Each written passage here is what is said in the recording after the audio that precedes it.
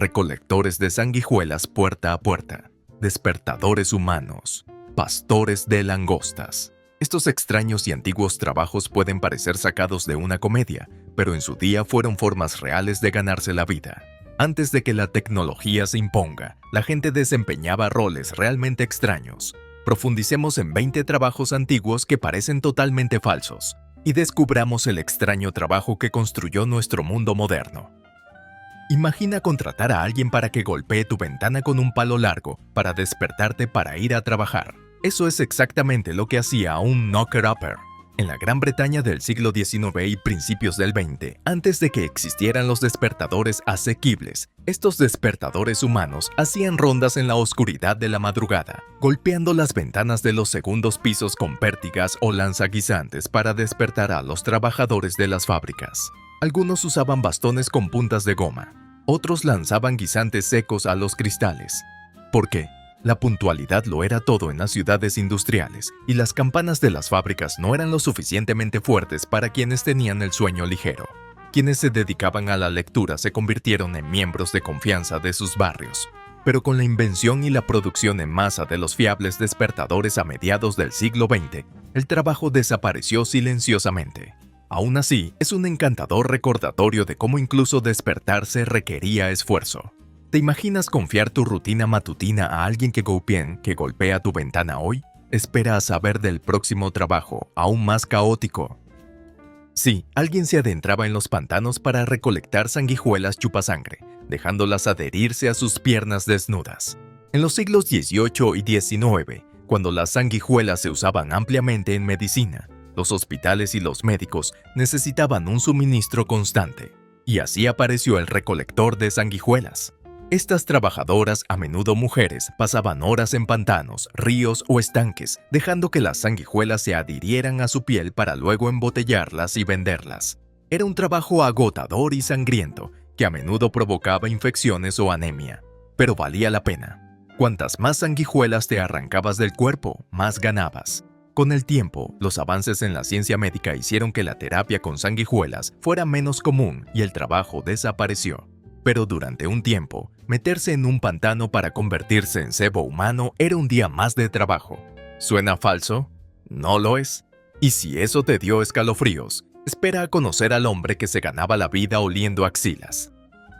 En la época dorada de las pruebas de productos, especialmente entre los años 50 y 80, las empresas contrataban a personas para una sola cosa: oler las axilas.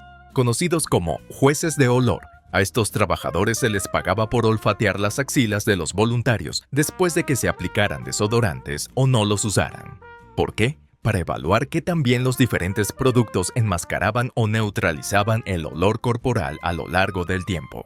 Algunos olfateadores tenían que evaluar docenas, a veces cientos, de axilas al día. Era un asunto serio, a menudo realizado en condiciones clínicas con gráficos y sistemas de puntuación.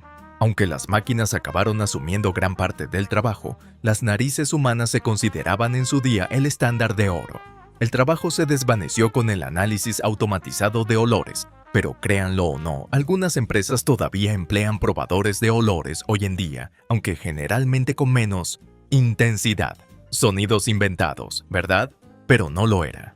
Y si pensaban que oler sudor era malo, esperen a oír hablar del tipo al que le pagaban por escuchar los pisos. Con sus máscaras con pico y sus largos abrigos negros, los médicos de la peste parecen sacados de una película de terror, pero eran reales y absolutamente aterradores. Durante los numerosos brotes de peste bubónica en Europa, especialmente en el siglo XVII, las ciudades contrataban a médicos de la peste para tratar a los enfermos y registrar las muertes. Sus extrañas máscaras con forma de pájaro estaban rellenas de hierbas y especias, que se creía que purificaban el aire y protegían de la miasma, o los malos olores que se creía que causaban enfermedades. La mayoría de los médicos de la peste ni siquiera eran médicos de profesión. Eran voluntarios, médicos desempleados o incluso criminales a quienes se les ofrecía el trabajo. Pinchaban a los enfermos con palos largos, recetaban remedios extraños como sangrías o cebollas y a menudo morían por la misma enfermedad que intentaban tratar. A medida que la ciencia médica avanzaba y la comprensión de las enfermedades mejoraba, el papel desapareció. Pero ese inquietante disfraz con pico ha obsesionado a la cultura popular desde entonces. ¿Crees que este trabajo era sombrío? Espera a conocer al hombre al que le pagaban por mantener limpios los pies de la realeza. En las cortes medievales y los antiguos imperios, algunos sirvientes desempeñaban el poco envidiable trabajo de lavapiés real. Su única tarea: arrodillarse ante reyes, reinas o líderes religiosos y frotarles los pies suavemente, a menudo frente a multitudes. A veces era ceremonial, a veces higiene diaria. En cualquier caso, se consideraba un acto de humildad, servicio y sumisión. En contextos religiosos, simbolizaba pureza y devoción. Pero para quien lavaba, significaba manipular los dedos de los pies reales, llenos de costras, sudorosos y posiblemente infectados. Algunos monarcas lo incorporaron a grandes rituales, especialmente en festividades como el Jueves Santo, cuando la realeza lavaba los pies a numerosos ciudadanos pobres. Hoy en día, la tradición sobrevive ocasionalmente como gestos simbólicos, pero el trabajo a tiempo completo de el lavado de botas desapareció hace tiempo. Aún así, no era una broma ni un castigo inventado, era un puesto real, respetado y probablemente temido. ¿Podrías haberlo soportado? ¿Cuál de estos trabajos salvajes te imaginabas haciendo? ¿O definitivamente no haciendo? Cuéntanos en los comentarios, te retamos. Mucho antes del saneamiento, algunos de los trabajos más sucios se realizaban en los ríos. Los buscadores de lodo eran niños o personas muy pobres, que escarbaban en el espeso lodo del río Támesis en el Londres de los siglos XVIII y XIX, buscando algo de valor. Vadeaban aguas residuales, desechos industriales y escombros en descomposición para encontrar trozos de carbón, clavos, cobre o chatarra para vender. Era frío, peligroso y a menudo ilegal, pero para muchos era la única forma de sobrevivir. Los buscadores de lodo solían ir descalzos, mal vestidos y eran objeto de burlas, pero contribuyeron a impulsar el reciclaje mucho antes de que existiera la palabra. El trabajo se desvaneció a medida que el río se contaminaba más y otras formas de ingresos apenas surgieron. Hoy en día, el mudlarking moderno existe como pasatiempo, pero en aquel entonces era un trabajo desesperado y sucio. ¿Te parece extraño? El siguiente trabajo consiste en hacer cosquillas a los peces con las manos desnudas, en serio. ¿Quieres ver más trabajos raros y olvidados de los rincones polvorientos de la historia? La siguiente serie te dejará boquiabierto.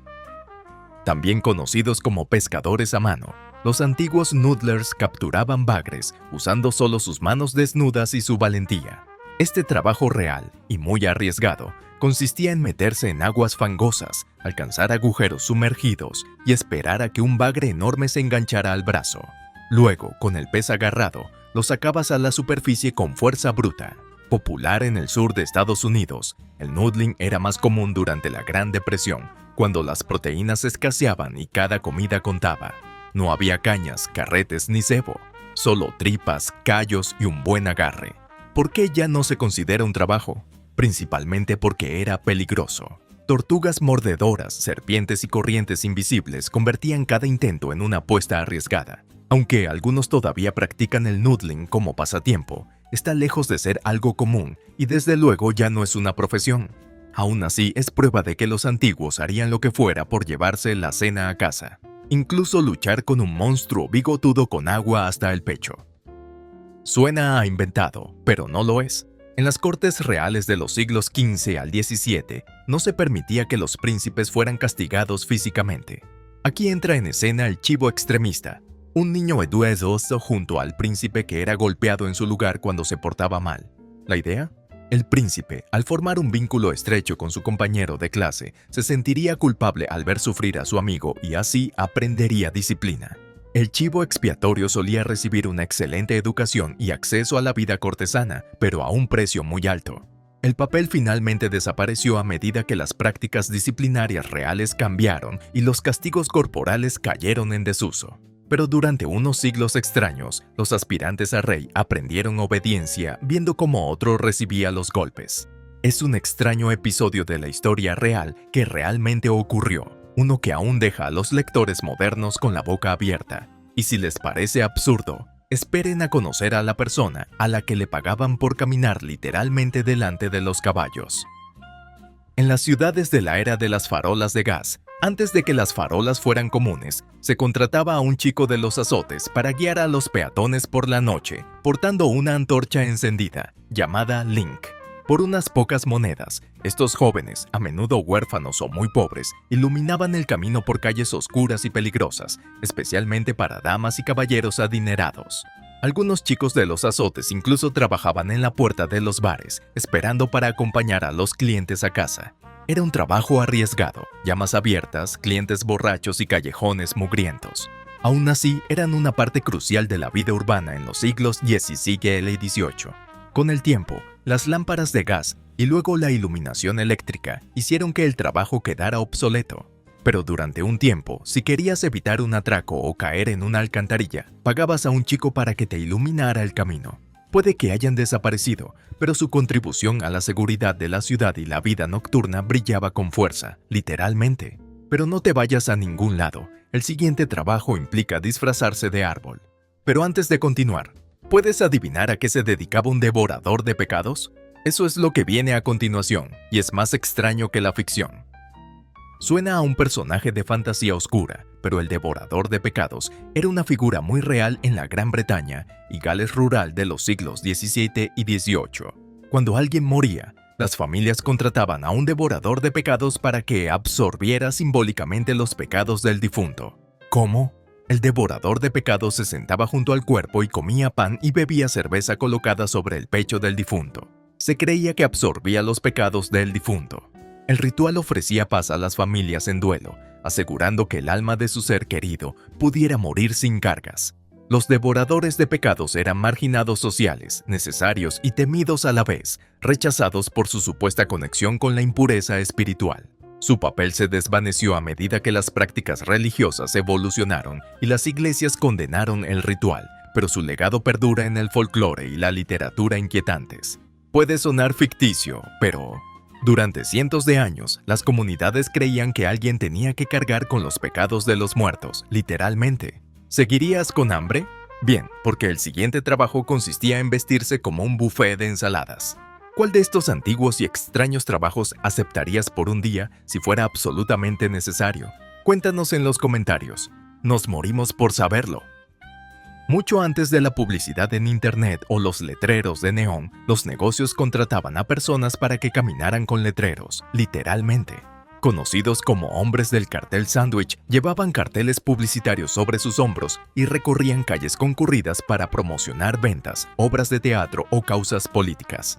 Algunos vestían disfraces completos para combinar con la temática. Se vestían de puros, botellas de leche o incluso rebanadas de pastel. Si bien el trabajo todavía existe en algunos lugares turísticos, alcanzó su apogeo a principios del siglo XX. Estos anuncios ambulantes estaban por todas partes, lloviera o hiciera sol, y cobraban poco por sus horas en la acera. Algunos incluso bailaban o cantaban jingles para atraer multitudes. Con la llegada de la radio, la televisión y la publicidad digital, el trabajo se convirtió en una novedad. Pero durante décadas, los trabajadores de los carteles publicitarios fueron el motor del marketing callejero. Probablemente hayas visto fotos, pero ahora lo sabes. Esos carteles humanos no eran solo disfraces, eran el trabajo de alguien.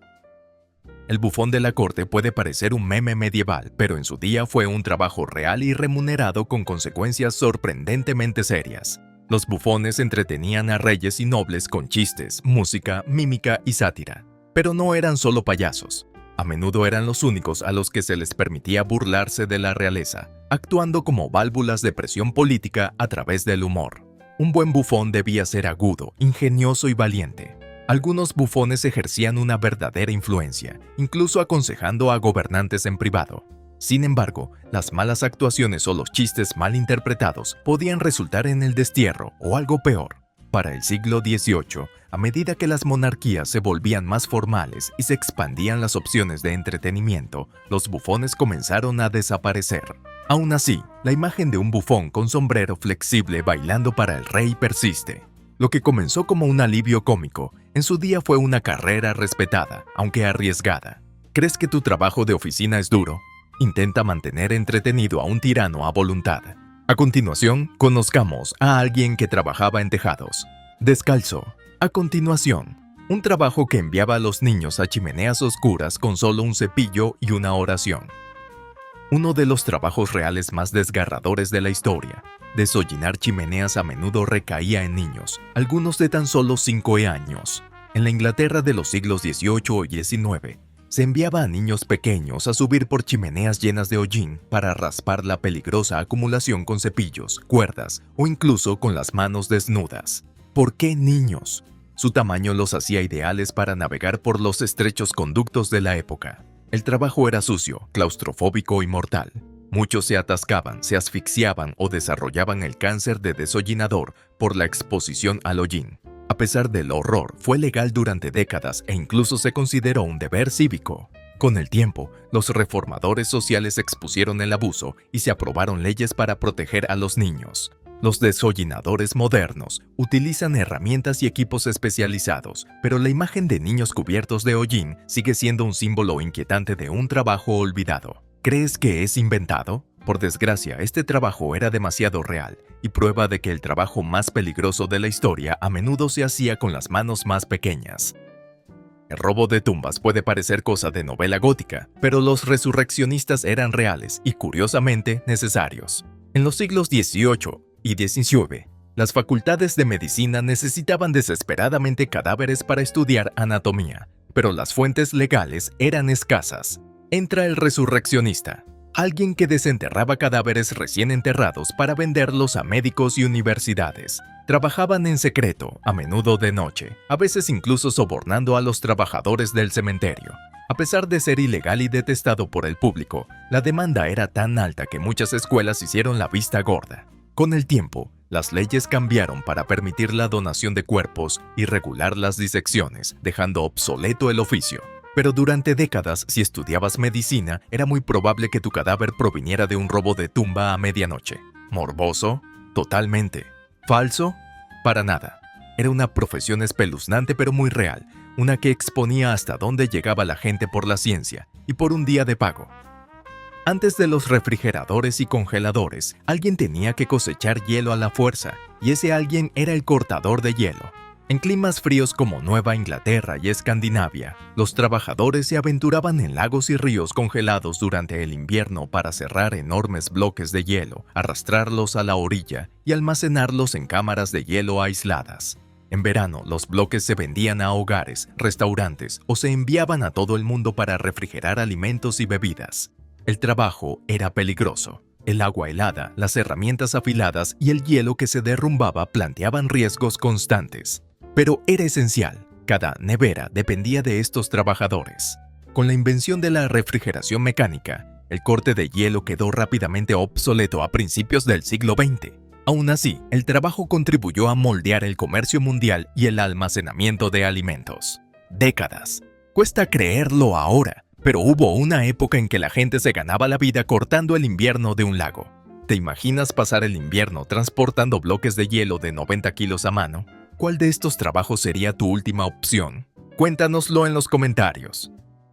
En las bulliciosas estaciones de tren de Tokio, donde la hora punta se vuelve caótica, surgió un trabajo extraño, el oshiya, o empujador de trenes. Su función: empujar a la mayor cantidad posible de pasajeros en vagones abarrotados, con cuidado pero con firmeza. Vestidos con uniformes y guantes blancos, apretaban, apiñaban y apretujaban a los pasajeros para asegurar que las puertas pudieran cerrarse antes de la salida. El trabajo se volvió icónico durante el auge demográfico de Japón tras la guerra. En las décadas de 1950 y 1970, cuando el crecimiento urbano desbordó los sistemas de transporte público.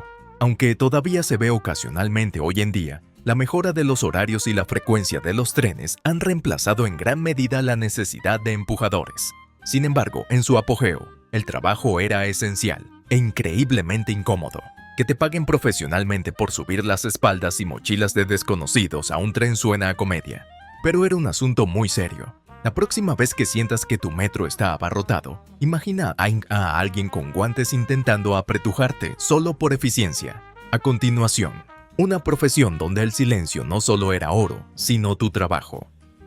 A finales del siglo XIX y principios del XX, los trabajadores de las fábricas de cigarros pasaban largas y tediosas horas liando tabaco a mano. Para mantenerlos entretenidos e informados, las fábricas de Cuba, Estados Unidos y algunas partes de Europa contrataban a un lector. Sentado en un andén, el lector leía periódicos, novelas y ensayos políticos en voz alta mientras los trabajadores trabajaban. El trabajo no era solo entretenimiento, también propiciaba conversaciones, la organización sindical e incluso revoluciones. Los lectores se convirtieron en voces respetadas en las comunidades obreras, combinando educación y solidaridad. Pero como la gerencia temía su influencia, muchos fueron despedidos o reemplazados por radios. Aunque ya no existe, el legado del lector perdura en Cuba, donde algunas fábricas de tabaco aún conservan la tradición. Imaginen que les pagaran por leer El Quijote o los titulares del diario a una sala llena de trabajadores. Eso es cultura y trabajo entrelazados. De intelectual a absurdo, el siguiente trabajo llevó las cosas en la dirección completamente opuesta. Antes de la plomería y el saneamiento, los palacios reales olían, menos que regio. Aquí aparece el herb strewer, un sirviente encargado de esparcir hierbas aromáticas y pétalos por habitaciones y pasillos para disimular los malos olores. La lavanda, el romero y la menta eran comunes, elegidos por su agradable aroma y sus supuestos poderes protectores. El oficio alcanzó su apogeo en la Inglaterra de los siglos XVII y XVIII, especialmente bajo monarcas como la reina Isabel I. El herbero solía asistir a eventos oficiales, bodas y nacimientos reales para llenar los espacios con fragancias relajantes. Con el tiempo, a medida que los perfumes y los sistemas de alcantarillado mejoraron, el oficio pasó a la historia. Pero durante un tiempo, el esparcidor de hierbas ayudó a la realeza a respirar con más tranquilidad, literalmente. Puede parecer un papel de cuento de hadas, pero era tan real como el título de cualquier sirviente de la corte. ¿Te parece extraño? Los dos últimos trabajos podrían ser los más raros de todos. No te vayas ahora. Nos quedan los dos últimos, y son los más raros hasta ahora. En muchas culturas antiguas, como Egipto, China y partes de la Europa victoriana, las familias adineradas contrataban a personas para llorar en los funerales. Estas dolientes profesionales, a menudo mujeres, lloraban, gemían y expresaban dramáticamente su dolor durante las procesiones fúnebres. Su trabajo consistía en demostrar que el difunto era profundamente amado y respetado, incluso si solo había unos pocos dolientes presentes. En algunas culturas cantaban oraciones o se golpeaban el pecho. En otras usaban vestimentas especiales o velos. Aunque la práctica parezca extraña ahora, tenía un propósito real: amplificar la solemnidad de la muerte y honrar a los muertos con una representación emotiva. A medida que los funerales se volvieron más privados e íntimos y el duelo público menos teatral, la profesión fue desapareciendo. Pero durante siglos, el duelo no solo se sentía, sino que se representaba. Un extraño bañado en lágrimas en un funeral puede parecer ficción, pero este trabajo alguna vez fue arte y ritual. Y finalmente, conozcamos al hombre que literalmente observaba cómo se secaba la pintura.